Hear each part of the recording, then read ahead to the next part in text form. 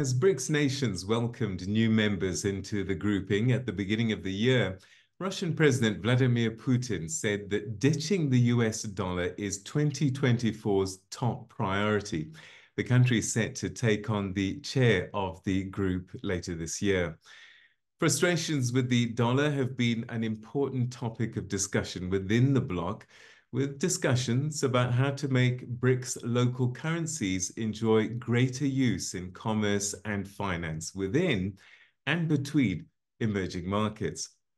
But what are the difficulties that the BRICS de-dollarization ambitions face, and can they be achieved in the near future? Well, for some analysis, I spoke to Dr. Azar Jammine, who's Director and Chief Economist at Econometrix. Dr. Azar Jammine, the Director and Chief Economist at Econometrix, thank you very much indeed for joining us. It's a pleasure. Thank you for having me. Perhaps when we discuss the idea of de-dollarization, let's start at the beginning. How did the US dollar actually become the reserve currency of choice and the one that's used by most of business in international trade? It's a good question. It basically stems from the fact that the United States, over the course of the 19th and 20th centuries, gradually assumed the role of being the very biggest economy by far in the world. If you look back about 100 years ago, sterling was equally, or if not more important than the dollar in international financial transactions. But from the end of the Second World War, even though the United Kingdom led the Allied force against Germany, one saw the dollar gradually taking over from the pound. The Bretton Woods Agreement in 1944 was instrumental to some extent in that, with the International Monetary Fund being formed and being located together with the World Bank in Washington. And but more generally, the lion's share of imports going into other countries emanated from the United States increasingly, and as a consequence, the dollar assumed an ever greater role. It was also very much linked to the increase in the role of multinational corporations, and in line with globalization, and the majority of these multinational corporations, not the overwhelming majority, but certainly by far the largest chunk from any country, stemmed from the United States. And so the dollar became ever more the medium of exchange. In addition, the United Kingdom landed in quite a lot of difficulty financially in the 1970s, and for that matter, that had begun even in the 1960s, and at one point actually had to rely on the IMF for debt relief, and that did a lot of damage to the role of sterling as well.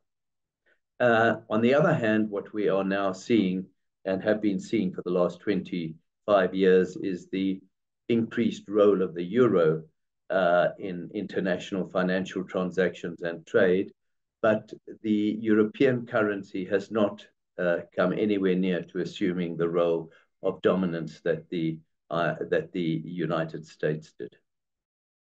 Russian President Vladimir Putin recently said that 2024 should be a priority year to ditching the US dollar.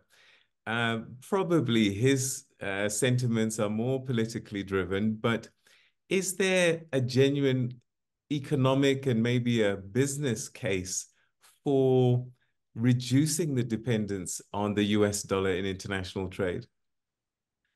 Actually, in recent years, the role of the US dollar in international trade has reduced slightly. What has reduced quite a lot is the importance of the dollar as a reserve currency for most countries. Whereas at the turn of the century, you had the dollar accounting for over 70% of all foreign exchange reserves. That has gradually been whittled down to around 58, 59% at present, in line with the declining role of the United States economy within the rest of the world. The US is still by far the dominant economic powerhouse of the world, but not quite as dominant as it was 20, 25 years ago. It's obviously receiving significant competition from China and increasingly from other emerging markets such as India. And in due course, one will see even other significant emerging markets such as Indonesia starting to play an ever more important role. But you know what is so interesting and why it's probably far too optimistic to believe that the dollar will be ditched very quickly within BRICS is the fact that it's not only a case of dominating trade, because if that were the case, China, the Chinese yuan, should have been used a lot more than it is being used at the moment.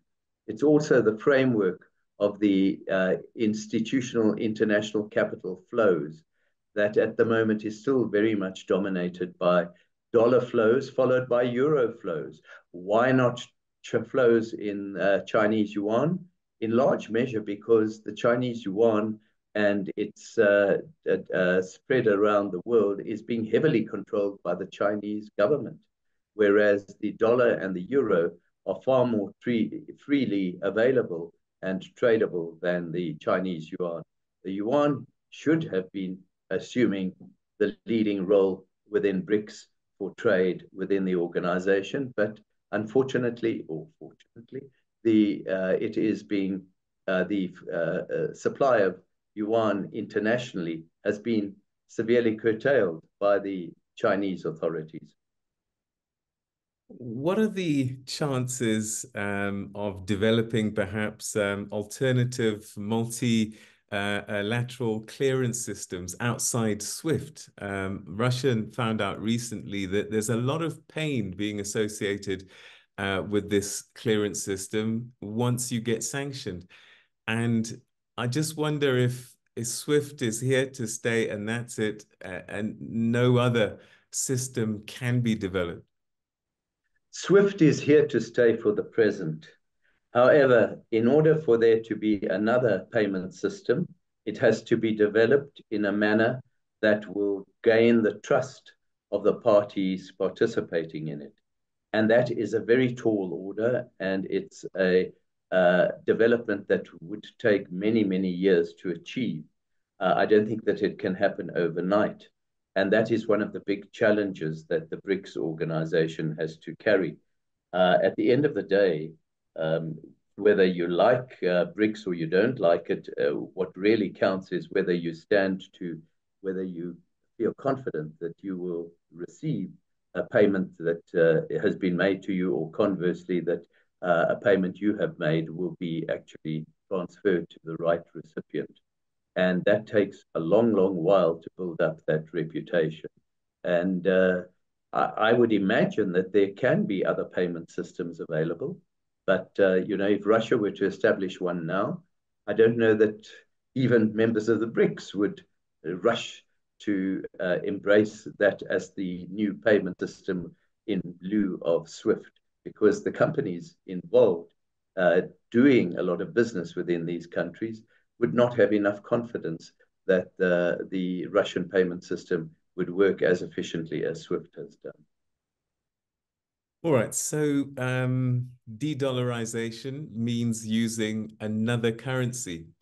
They've been toying with the idea of using a basket of local currencies. Could another BRICS currency work? And what are the chances of that? Theoretically, another BRICS currency obviously could work. But at the moment, BRICS's economic balance is so distorted in favor of China that it makes no sense to have a multi-currency denomination for BRICS itself, because China is by far the dominant trade and investment partner within the organization. And that is what makes life so difficult in terms of establishing an independent BRICS currency at this stage. And China, as I mentioned earlier, would need to try and diversify its financial operations and allow international transactions far more readily in Chinese yuan without interference for that to happen. In due course, the balance might gradually be restored if the Indian economy continues to grow in the manner it's been doing. But we're really looking 20 years out then for there to be a somewhat more of a balance between the sizes of two BRICS economies. And you know, ideally one would like, if you're going to have a multi currency unit within BRICS that all the participants can deal with, you know, you want to bring all of them into play. But there's this huge distortion in the relative size of BRICS countries, whereas in the Western countries now there's far greater equality between the United States economy and the Eurozone economy and the Japanese economy, for example, to enable an interplay between them.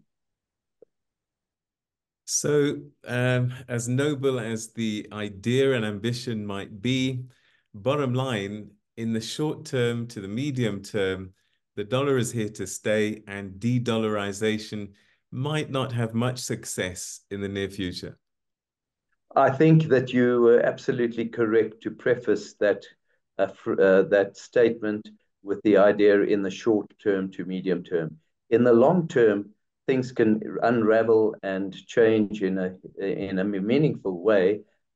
China's own economic management may alter in such a way as to make the yuan a much more friendly currency to trade in.